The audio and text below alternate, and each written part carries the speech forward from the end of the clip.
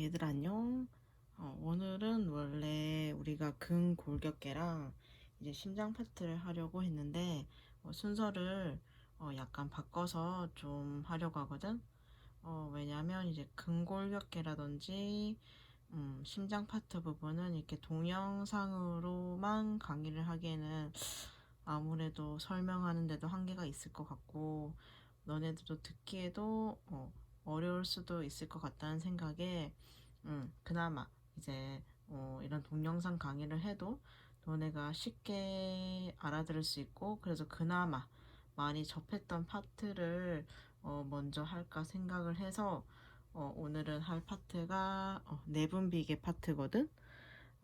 챕터 10을 피면 될 것 같은데 너네가 먼저 받은 그 PPT 파일 있지? 그거를 같이 보면서 이 강의를 들으면 될 것 같아. 그래서 원래 지난 시간에 문제 20문제 풀으라고 한 거는 먼저 강의를 진도를 나간 다음에 이제 뒤쪽에 가서 답을 맞춰보도록 할게. 그래서 오늘 볼 부분은 챕터 10을 펼치면 되고, 그래서 오늘 내분비계를 먼저 보면은 내분비계는 이제 중요한 신체 계통이지.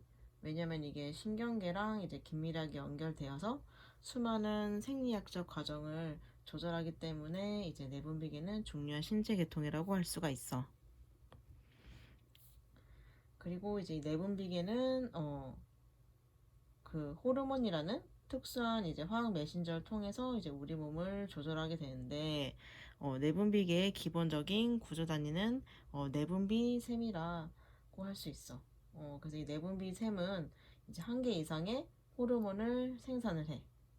그래서 예를 들면 이제 내분비샘의 한 예가 이제 이자로 줄 수가 있는데 이건 또 뒤에 가서 또 보도록 할게.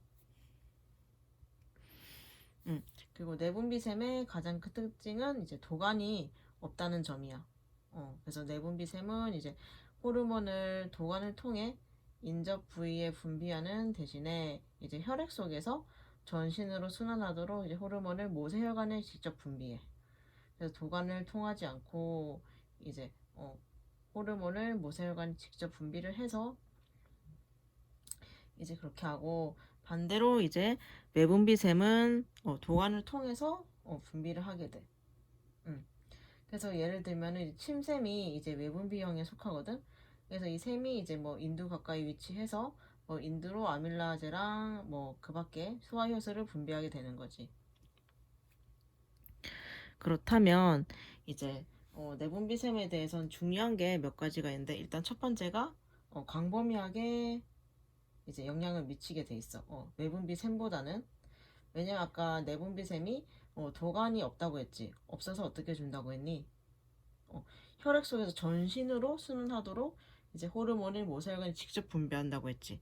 그렇기 때문에 광범위하게 영향을 미치고 두 번째가 이제 호르몬의 분비를 통해서 인체 기능에 조절해서 중요한 역할을 수행한다 라는 거고 그 다음이 이제 각 호르몬들은 표적 기관을 갖는다는 게 있어.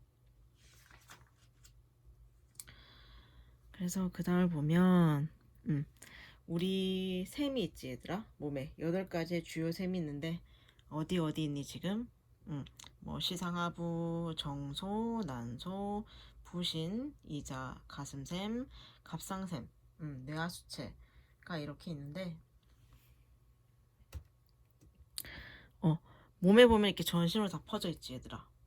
머리부터 이제 밑에 쪽까지 해서 우리 샘은 이렇게 몸에 여러 군데에 나타나 있어. 그 PPT에도 그림이 있으니까 그걸로 같이 보면 될 것 같아.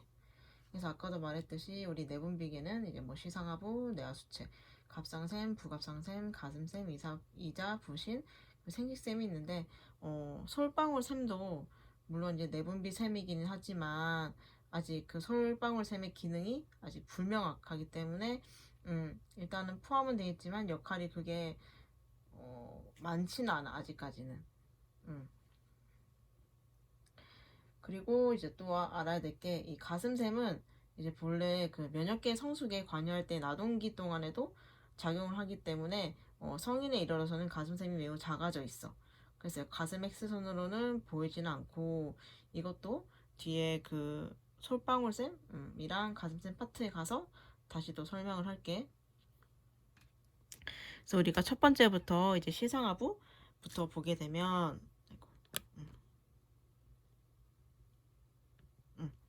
시상하부는 이제 대뇌 안에 깊숙이 위치해 있어.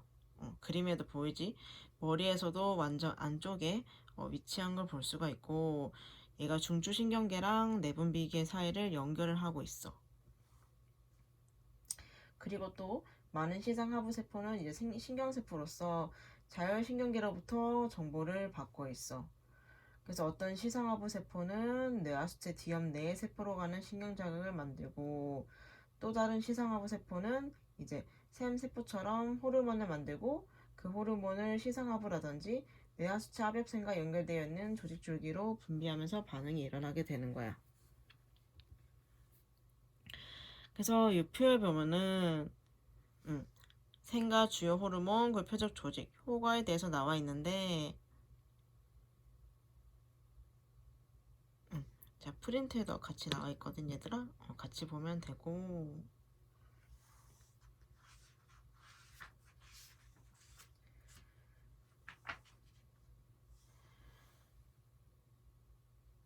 그래서 여기서 보면 뭐 갑상샘 자극 호르몬이라든지 성장 호르몬, 분비 호르몬을 포함해서 모든 시상하부 호르몬은 이제 활동성을 증가시키기 위해서 다른 내분비샘이라든지 체조직을 자극하는 뇌하수체 호르몬을 분비하고 있어.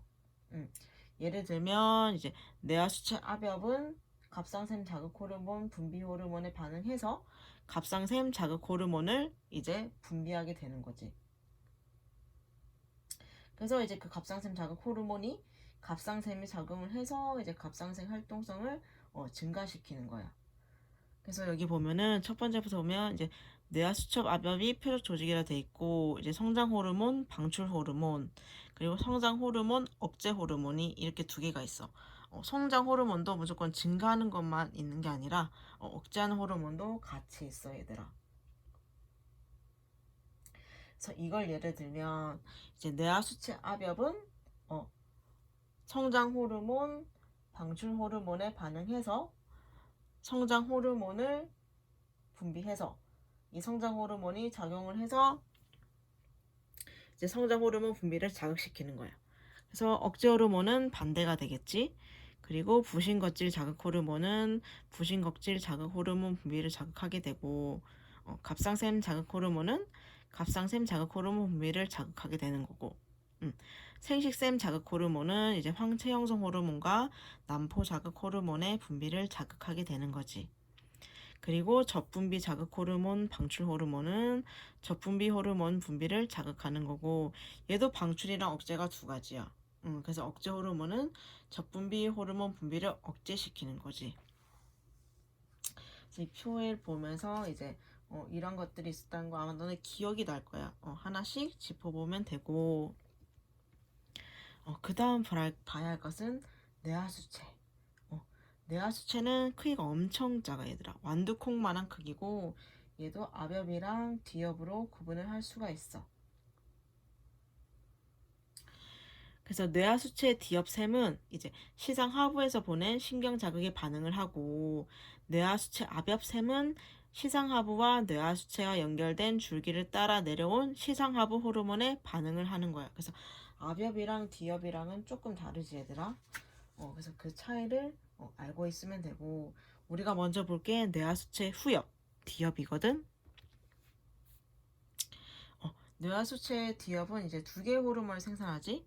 많이 들어봤지 얘들아. 항이뇨 호르몬, ADH라고도 하고 얘는 체액의 잔류를 유도하고 옥시토신은 자궁 수축과 젖분비를 유발하지 얘들아. 그래서 이 바소프레신이라고도 하는 이 항이뇨 호르몬은 이제 콩팥을 자극해서 수분의 재흡수를 증가시키는 역할을 하고 있어. 그래서 이제 수분의 잔류라든지 이 항이뇨 효과는 순환 혈류량을 증가시키는 결과를 초래하게 되겠지. 그리고 소변의 양을 감소시키는 역할도 같이 하고 있어. 그렇기 때문에 이제 탈수나 출혈이 동반된 이 조기 쇼크 상태에서는 ADH의 분비의 증가를 보게 될 수가 있어. 하지만 이제 알코올을 섭취하거나 또는 순환 혈액량이 명백하게 높을 때는 ADH 분비가 감소를 하게 되는 거야. 그래서 이 ADH와 관련된 게 얘들아 요붕증이지. 이 요붕증은 ADH 분비 불균형에 의해서 야기가 될 수가 있어. 그래서 우리가 알아야 될 것은 뇌하수체 디업에서는 항인 호르몬과 옥시토신이 분비되는데 ADH의 이제 역할을 받고 그 다음으로 봐야 할 것이 우리가 하나 남은 옥시토신. 그래서 이 옥시토신은 자궁 수축을 촉진하고 아이를 자연분만한 여성의 모유 분비를 촉진하게 되는 거지. 그래서 이제 옥시토신은 젖샘 내에 수축성 세포를 자극해서 모유가 분비되도록 하는데 여기서 또 신기한 사실이 있어 얘들아. 모유를 빠는 아기들이 뇌하수체 디엽으로부터 옥시토신 분비를 일으키는 젖꼭지의 수용체를 자극해. 이게 무슨 말이냐 하면은 아기가 엄마의 젖, 유두를 빰으로 인해서 뇌하수체 디엽으로부터의 옥시토신의 분비를 일으키는 거지. 그래서 이렇게 모유가 나오게 되는 거야. 아기가 젖을 빨면서 수용체를 자극하기 때문에. 그래서 이제 분만 이후에 신생아를 가슴에 안고 이제 젖이 안 나오지만 젖을 물리는 이유가 아기가 젖을 빨음으로 인해서 이제 자극하게 되는 거지. 그러면 이제 저절로 모유가 나올 수 있으니까 젖을 물리라고 하는 거야. 아기가 하는 역할이 되게 중요한 역할이지. 그렇다면 이제 우리가 볼 것은 뇌하수체 압엽, 전엽이라고 할 수가 있어. 자, 그렇다면 우리 전엽에서 뭐가 나오느냐 봤더니 부신거질 자극 호르몬, 갑상샘 자극 호르몬, 난포 자극 호르몬, 황체 형성 호르몬, 그리고 젖분비 호르몬, 성장 호르몬이 있어 얘들아. 물론 이 영어도 다 알고 있어야 돼. 부신거질 자극 호르몬이 ACTH이고 갑상샘 자극 호르몬이 TSH, 난포 자극 호르몬이 FSH, 황체 형성 호르몬이 LH, 젖분비 호르몬이 PRL, 그리고 성장 호르몬이 GH. 이 각 영어도 알고 있어야 되고 특히 이제 이 성장 호르몬은 골격 성장에 있어서 1차 자극제이기 때문에 소아에게 가장 많은 영향을 미치는 호르몬이라고 할 수가 있어. 성인에게는 몇 가지 이제 생리적인 영향을 미치긴 하지만 가장 중요한 영향은 이제 대사라고 할 수가 있지. 그래서 이 성장 호르몬이 지방세포를 자극해서 저장해 두었던 지방을 혈액에 분비시키기도 하고 또는 체세포를 자극해서 1차 에너지원을 포도당에서 지방으로 바꾸게 하는 역할도 하고 있어.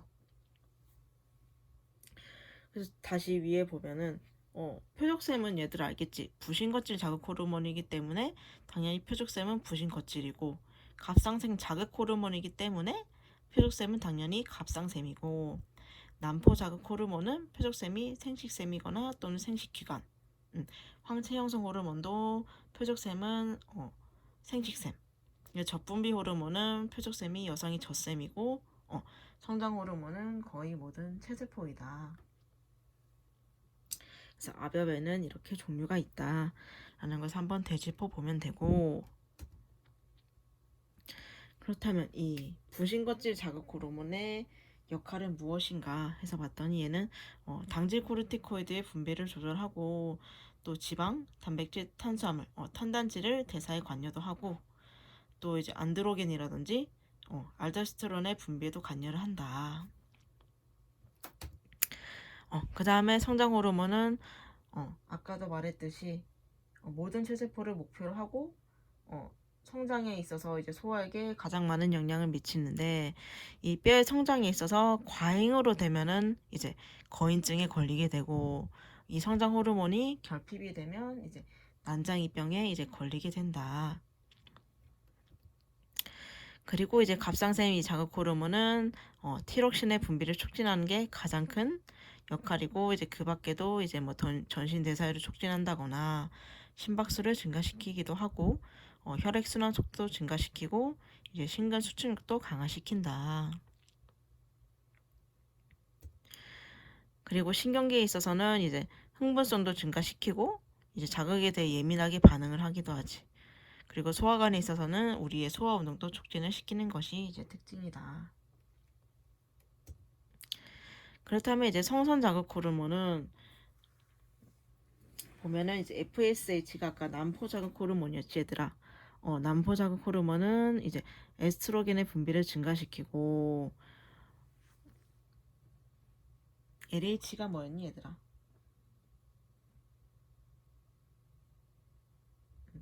이 황체형성 호르몬은 이 여성과 남성에 있어서 여성은 남포의 배란을 촉진하고, 남성에 있어서는 이제 테스토스테론의 분비를 촉진하는 것이 이제 특징이라고 할 수가 있다.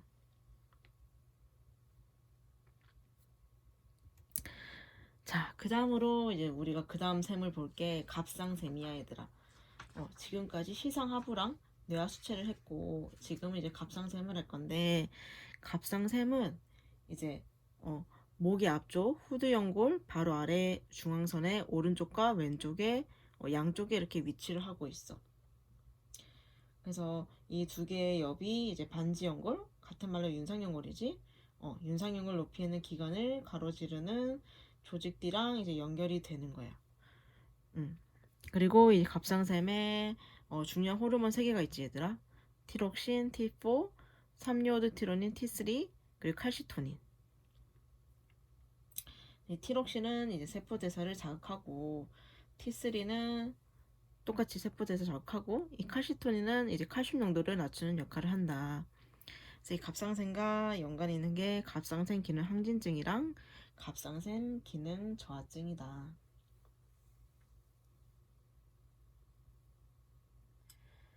그래서 이 칼시토닌의 역할이 뭐냐면, 칼슘 농도를 낮춘다고는 돼 있는데, 이제 뼈의 칼슘 흡수를 증가시켜서 혈중 칼슘 농도를 저하시키고, 이제 뼈 조직의 파괴를 억제하는 게 역할이야. 그래서 이거는 뒤에 가서 다시 한 번 더 볼 거고, 부갑상샘을 넘어가게 되면 얘는 최대 지름이 5mm야.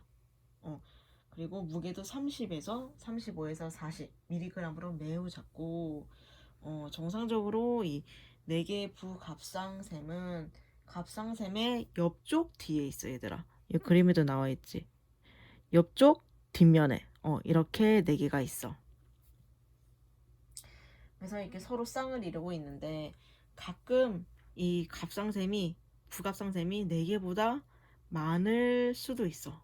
되게 드물기는 하지만 그런 경우도 있어. 그래서 여기에서 나오는 호르몬은 부갑상샘 호르몬, 파라토르몬이라고도 하지. 얘는 칼슘 농도를 증가시키는 거야. 그래서 아까 갑상샘에서 칼시토닌은 칼슘 농도를 낮추고, 부갑상샘 호르몬인 파라토르몬은 칼슘 농도를 증가시키는 거지. 서로 반대 작용이지. 그래서 이 파라토르몬은 과다로 분비됐을 때 고칼슘 혈증이 나타날 수가 있는데, 이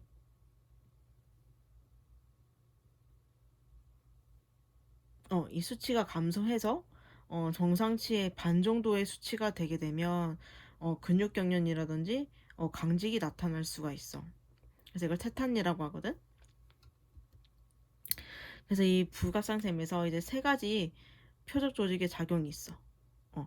뼈에서의 이 파라토르몬의 역할은 혈액으로 칼슘을 분비하는 역할을 하고, 창자에서는 이제 칼슘 흡수를 증가시키는 비타민 D를 이제 활성형으로 전환을 시키고, 그리고 콩팥에서는 칼슘의 재흡수를 증가시키는 역할을 해. 그래서 이 부갑상샘 호르몬은 3가지의 다른 이제 표적 조직의 작용을 통해서 혈중 칼슘 농도를 증가시키는데, 뼈는 혈액으로 칼슘을 분비시켜서 증가시키고, 창자에서는 이제 칼슘 흡수를 증가시키기 위해서 비타민 D를 활성화시키고, 콩팥에서도 이제 칼슘의 재흡수를 증가시킨다. 그래서 이 세 군데, 세 가지 표적 조직에 작용을 하고 칼시토닌과는 기랑 작용을 한다.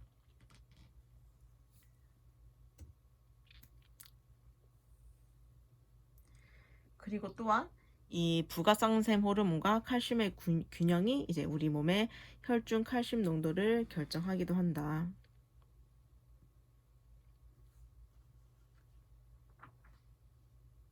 그래서 당연히 부갑상샘의 기능이 소실이 되면 저칼슘 혈증이 나타나겠지. 왜냐? 이 부갑상샘의 역할이 칼슘 농도를 증가시키는 건데 이 부갑상샘의 기능이 소실이 되면은 제대로 역할을 못하게 되면은 칼슘 농도를 증가시키지 못하겠지. 그러면 혈중 칼슘 농도가 낮은 저칼슘 혈증이 일어나게 된다. 그래서 얘들아, 갑상선 기능 저하증이랑 갑상선 기능 항진증이 있지. 그래서 각각의 증상의 특징이 있어, 얘들아.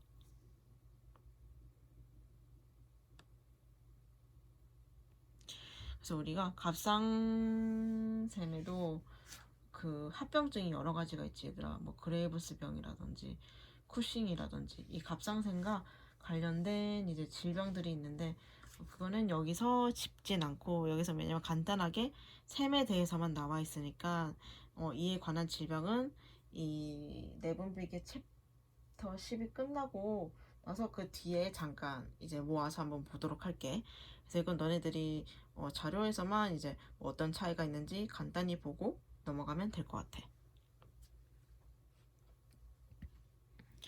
그 다음으로 봐야 할 것은 이제 가슴샘.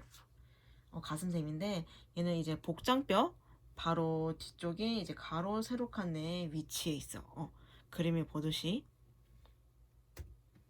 그래서 소아의 가슴샘은 꽤 크지만 얘들아 어떡하긴 한데 성인이 되면 이제 지방이나 섬유 조직의 작은 잔여분으로 위축이 돼.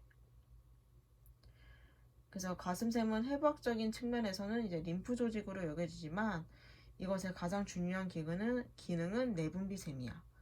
그래서 소아의 경우 내분비샘은 이제 티모신이라는 걸 분비하게 되는데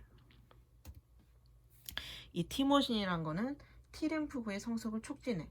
그래서 T림프구 들어봤지 않니? 우리 세포 매개 면역에서 나올 거야. B림프구, T림프구. 그치? 그래서 세포 매개 면역에 관여하는 세포인 T림프구가 성장하는데 결정적인 역할을 한다. 이 티모신이. 그래서 이 T림프구의 T자가 이 사이무스, 가슴샘에서 유리한 거야. 그렇기 때문에 T림프구라고 이름이 지어진 거거든. 그 다음을 보면은 이제 이자가 나오는데 이자는 이제 샘창자와 이자 사이에 배막 뒤공간 위쪽에 위치를 하고 있다. 여기에 그 내분비랑 매분비 조직으로 나뉘어져 있고 샘과리라고 알려진 외분비 조직은 지방과 단백질 소화에 필수적인 소화효소를 분비해서 도관을 통해 작은 창자로 흘려보내게 돼. 그래서 아까 외분비는 도관을 통해 보낸다고 했지. 그래서 여기서도 보면 이 외분비 조직은 도관을 통해서 이 소화효소를 작은 창자로 흘려보내게 된다. 그리고 이제 우리가 흔히 알고 있는 이 랑게르한스섬. 이자속 내분비 조직의 다발을 우리가 알고 있는 랑게르한스 섬이라고 한다. 그래서 이 랑게르한스 섬에서 분비되는 세 가지 중요한 세포가 알파, 베타, 델타지 얘들아. 그래서 이 각각 유형은 서로 다른 호르몬을 생산하고 분비를 한다.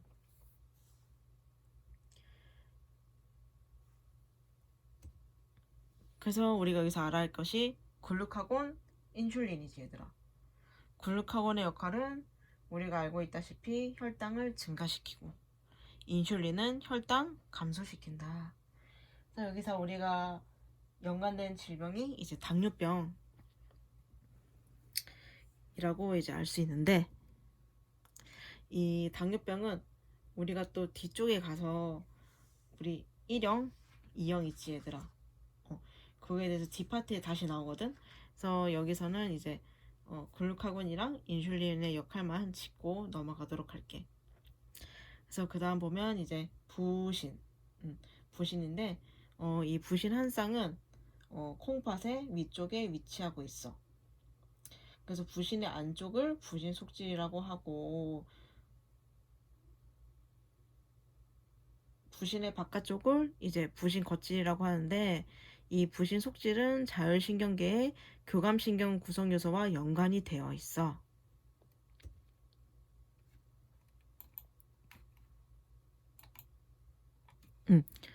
그리고 이 부신의 바깥쪽에서는 세 가지 종류의 스테로이드성 호르몬을 분비하고 있거든. 뭐냐면 이제 글루코코르티코이드랑 이제 미네랄 코르티코이드 그리고 남성 호르몬 이렇게 세 가지 종류의 스테로이드성 호르몬을 분비를 하고 있는데 글루코코르티코이드인 이제 코티솔이 대표적이지. 그래서 얘가 부신거질 호르몬 생산의 약 90%를 차지를 하고 있어. 그래서 이제 뭐 글루카곤과 같이 이제 포도당 신합성을 작용을 촉진하고 또 포도당을 에너지원으로 사용하는 것을 감소시키기도 한다. 그래서 혈당을 증가시키기도 한다. 그리고 이제 미네랄 코르티코이드라고 하면은 딱 떠오르는 게 뭐니 얘들아? 알도스테론이지. 얘는 이제 콩팥을 통해서 나트륨과 칼륨 배출을 조절해서 인체 내의 염분과 수분의 균형을 잡아주는 역할을 한다. 그리고 이제 남성 호르몬이 있는데 이 남성 호르몬은 이제 생식샘에서 분비되는 호르몬과 같은 효과를 내기 때문에 그 다음으로 바로 볼 생식샘에서 이제 짚고 한번 넘어갈게. 그러면 이제 생식샘, 솔방울샘 이제 이 두 가지가 남았는데 마저 보게 되면 이 생식샘은 간단해. 난소에서는 난자를 생산하겠지. 그리고 구화는 정자를 생성하게 되겠지. 그래서 남자랑 여자의 각각 역할이 다르겠지만 한 가지의 중요한 기능을 같이 공유하고 있어. 그것이 이제 우리 사춘기 때 일어나는 몸의 변화 있지. 성적 성숙과 생식에 관여한 내분비샘이야. 그거 하나는 중요한 기능을 공유하고 있어. 그래서 먼저 난소를 보면 난소는 자궁의 양쪽 골반 안에 위치한 아몬드 크기의 한 쌍의 장기야. 그래서 뇌하수치 압력 호르몬인 이제 난포 자극 호르몬과 황체 형성 호르몬의 조절 하에 이제 에스트로겐과 프로게스테론을 생산을 하게 돼. 그래서 이 에스트로겐의 역할은 2차 성징의 발육과 유지를 촉진을 하지. 그리고 또 이제 배란 전 생리 주기 동안 난자를 발육시키는 역할도 하고 그리고 프로게스테론은 우리가 흔히 임신 호르몬이라고 알려져 있어. 왜냐면 이제 수정된 난자가 이제 착상을 하고 또 임신 기간 내내 자궁 속막을 유지하는데 필요하기 때문이야. 이 프로게스테론이. 그리고 또 다른 이제 역할이라고 보면은 얘는 여성의 심장병을 예방하는 데 관여를 해. 여자들이 이제 폐경을 하게 되면 이때 에스트로겐의 농도가 떨어지게 된단 말이지. 그러면 떨어지게 되면 이 여성이 남성만큼 심장병에 걸린 위험이 급속도로 증가해. 하지만 이 프로게스테론이 여성의 심장병을 예방하는 데 관여를 하게 되지.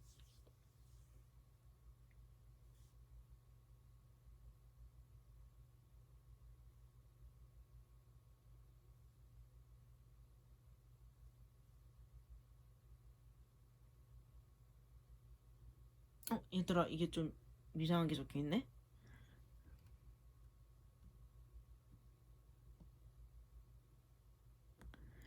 너네 PPT에는 똑바로 적혀 있을 거야. 다시 정리를 할게.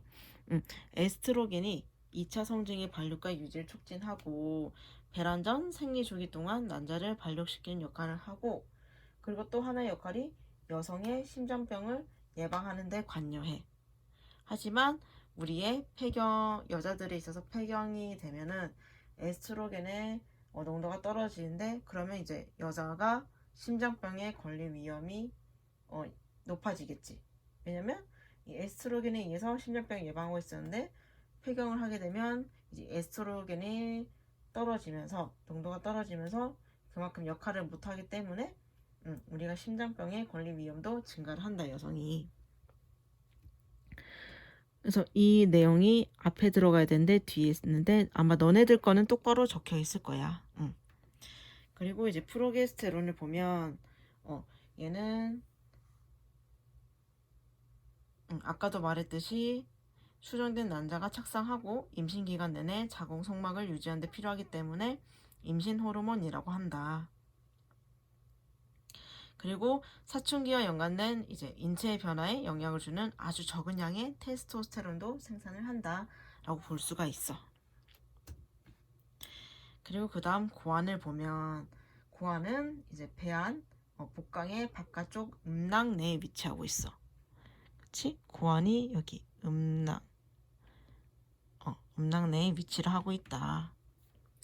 그래서 얘는 내하수체 압의 호르몬인 남포 자극 호르몬과 황체 형성 호르몬의 조절 하에 테스토스테론이라는 호르몬을 생산을 하게 된다.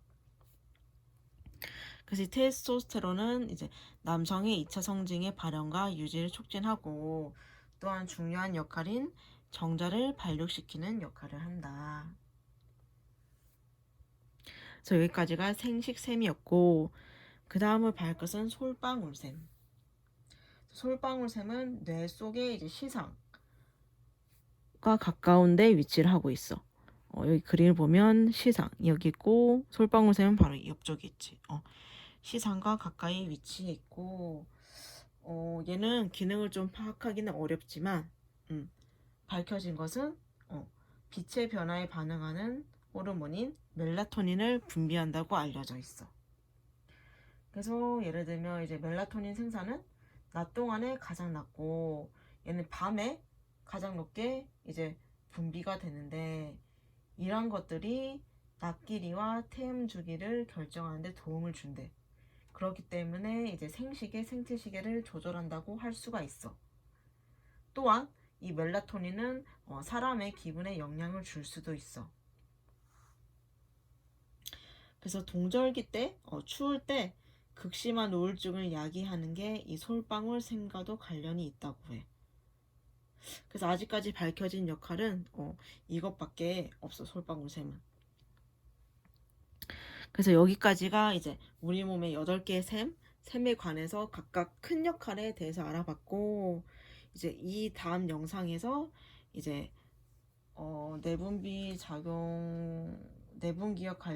내분비계와 관련된 이제 질환들에 대해서 볼 거거든. 그래서 아까 말했듯이 당뇨병도 이제 우리 여기 뒤에 파트에서 같이 보게 되고, 그 밖에 이제 또 해당되는 질병에 대해서 한번 보도록 할게.